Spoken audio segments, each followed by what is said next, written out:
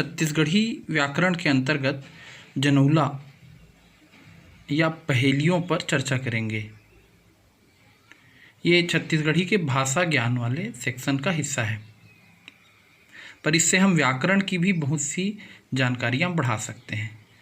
तो पढ़ना शुरू करें उससे पहले मैं आपको बताना चाहूँगा कि जितने सम्मान से हम दर्शन शास्त्र या अन्य भी किसी विषय को पढ़ते हैं, उतने ही सम्मान से हमको लैंग्वेज को भी पढ़ना है, क्योंकि मेंस में लैंग्वेज 200 नंबर का एक पेपर है।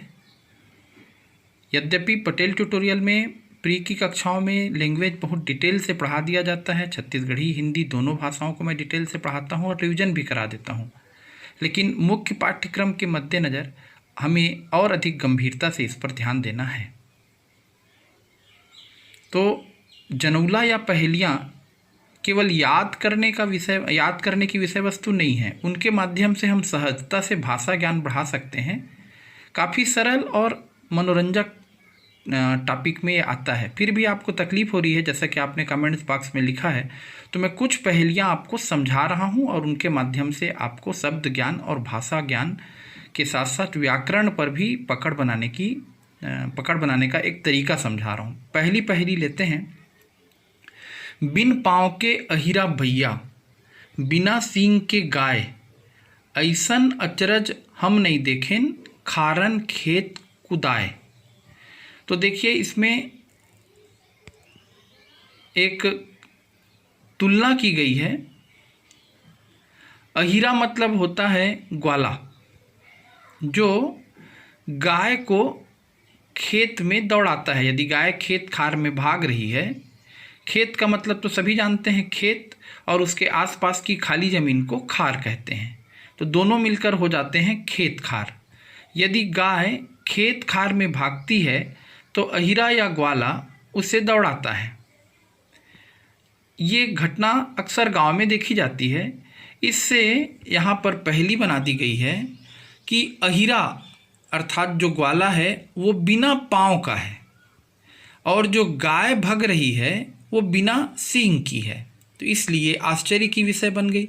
तो फिर इसका आप 4 विकल्प में आंसर देख करके दिमाग लगाइएगा। आंसर आएगा सर्प और मेढक, मतलब अहिरा अर्थात ग्वाला, इसकी तुलना किससे की गई है? सर्प से। और गाय से किसकी तुलना कर दी गई है यहाँ पर? मेढक की। तो देखिए, अब आपको यहाँ पर क्या समझना है कि मेढक खेत खार में भाग रहा है और उसके पीछे पीछे सांप उसको दौड़ा रहा है। मेढक गाय है पर मेढक का सींग नहीं है। ग्वाले को सांप को ग्वाले से तुलना कर दी गई है। सांप मेढक के पीछे दौड़ रहा है, जैसा ग्वाला गाय के पीछे दौड़ता है। ग्वाले का पैर होता है पर सांप का पैर नहीं है, इसलिए एक काव्यात्मक पहेली बना दी गई। बिना पाँव के अहिरा भैया, बिना सींग के गाय, ऐसन अचरज हम नहीं देखें, खारन खेत कुदाए। तो अर्थ तो आप समझ गए होंगे, मीनिंग भी आपको समझ में आ गया होगा। इसका उत्तर होगा सांप और मेढक। अब आप यहाँ पर अपना भाषा ज्ञान बढ़ाइए।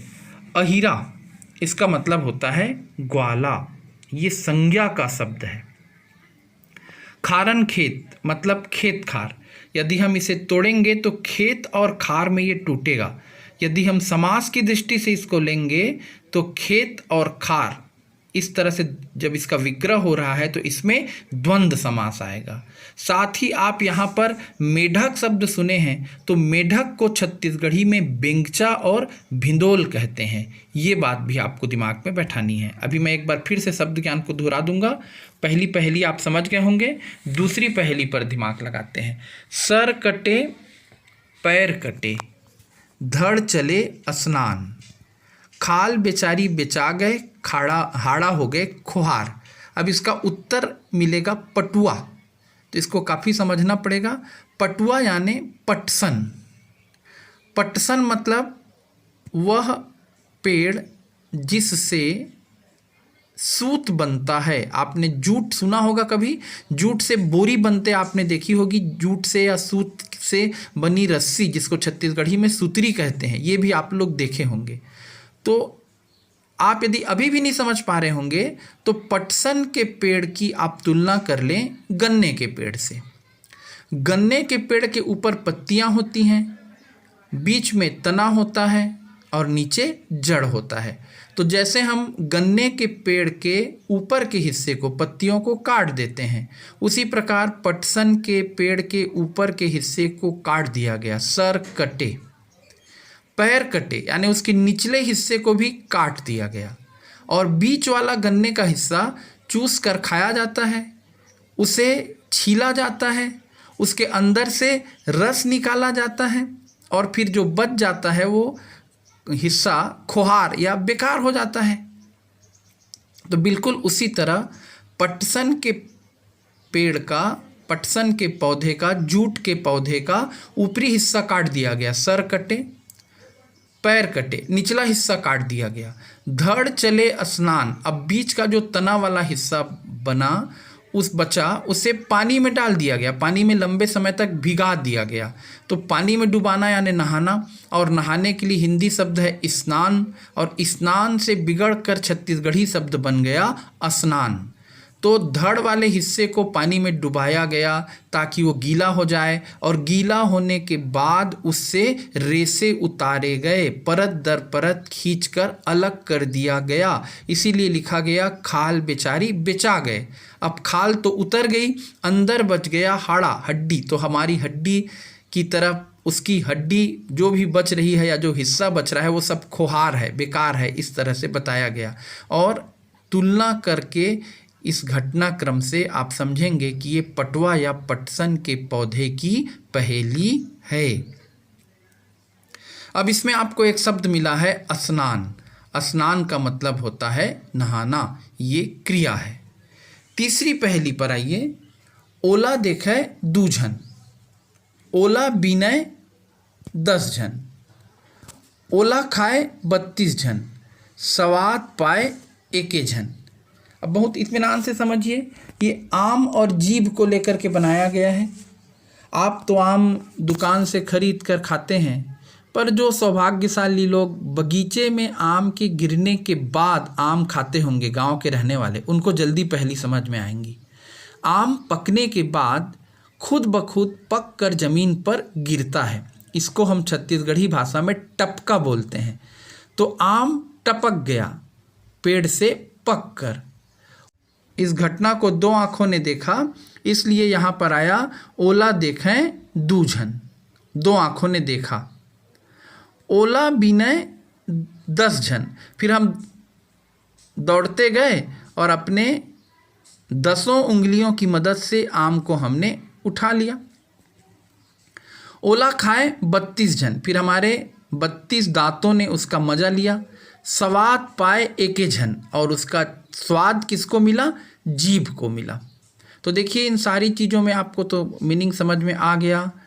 अब आपको यहाँ पर झन शब्द को समझना है। झन छत्तीसगढ़ी में बहुवचनवाची प्रत्यय है, कई बार परीक्षा में आ चुका है। छत्तीसगढ़ी में बहुवचन बनाने वाले प्रत्यय लिखिए तो याद रखिए, झन से बहुवचन बनता है 2 झन, 3 झन, 4 झन। उसी प्रकार सब्बो जम्मो से बहुवचन के प्रत्यय बनते हैं, सब्बो मनखे, जम्मो मनखे।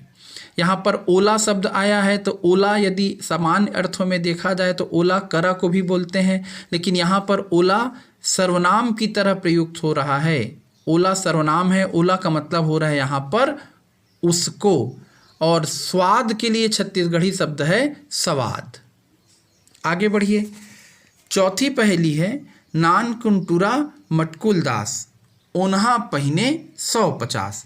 एक छोटा सा लड़का है, नानकुन मतलब छोटा सा, टूरा मतलब लड़का, ओन्हा मतलब कपड़े, पहिरे मतलब पहना है, 150 यानी बहुत सारा। तो प्याज है जिसको छत्तीसगढ़ी में गोंदली कहते हैं। बहुत सरल पहेली है। प्याज से परत दर परत उतरते जाते हैं। इन परत दर परत को प्याज के कपड़ों के रूप में यहाँ पर कल्पना की गई है। आप पहेली को समझ गए होंगे, पर यहाँ पर भाषा ज्ञान बढ़ाना बहुत ज़्यादा मायने रख रहा है। नानकुन मतलब छोटा और टूरा मतलब लड़का। तो टूरा संज्ञा है और नानकुन शब्द उस संज्ञा की विशेषता बता रहा है। तो टूरा बन गया यहाँ पर संज्ञा, नानकुन बन गया विशेषण, एडजेक्टिव। ओन्हा यानी कपड़ा, ये भी है संज्ञा।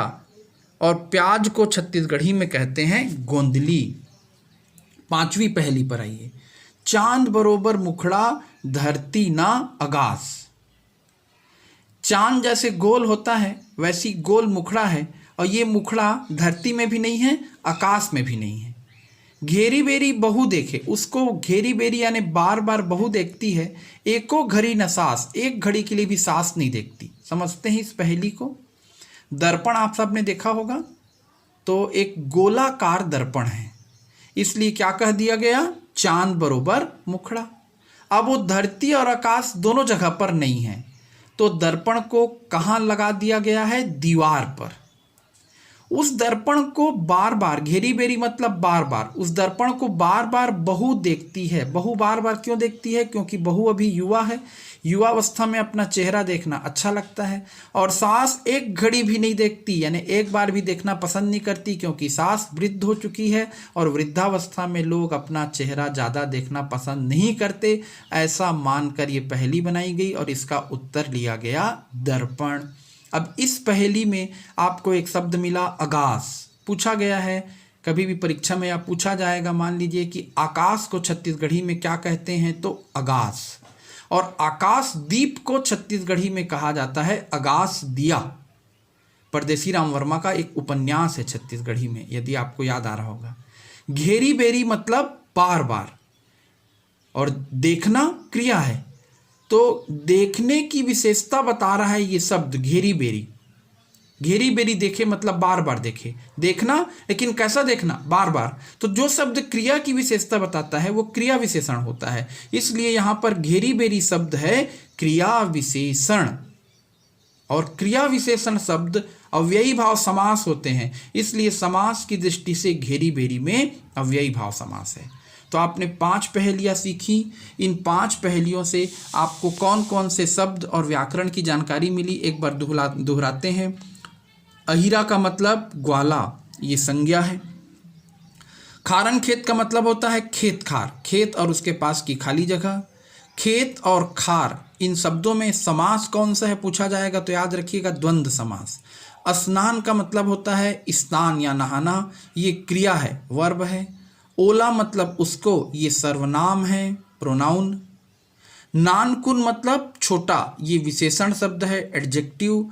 ओन्हा का मतलब हो रहा है कपड़ा, ये संज्ञा शब्द है, नाउन। और संज्ञा का कौन सा प्रकार, आप इसे और अपने दिमाग लगाकर समझ सकते हैं, मैंने आपको प्री में पढ़ाया ही है। संज्ञा के 5 प्रकार, विशेषण के भी प्रकारों पर चर्चा हुई है, सर्वनाम के 6 प्रकारों पर भी बहुत चर्चा हुई है। 7वां शब्द आपको मैंने बताया है आगास। आगास का मतलब होता है आकाश, ये भी संज्ञा शब्द है। फिर एक शब्द आया घेरी बेरी। घेरी बेरी मतलब बार बार, ये शब्द क्रिया विशेषण है, एडवर्ब है। और समास की दृष्टि से घेरी बेरी में अव्ययी भाव समास है।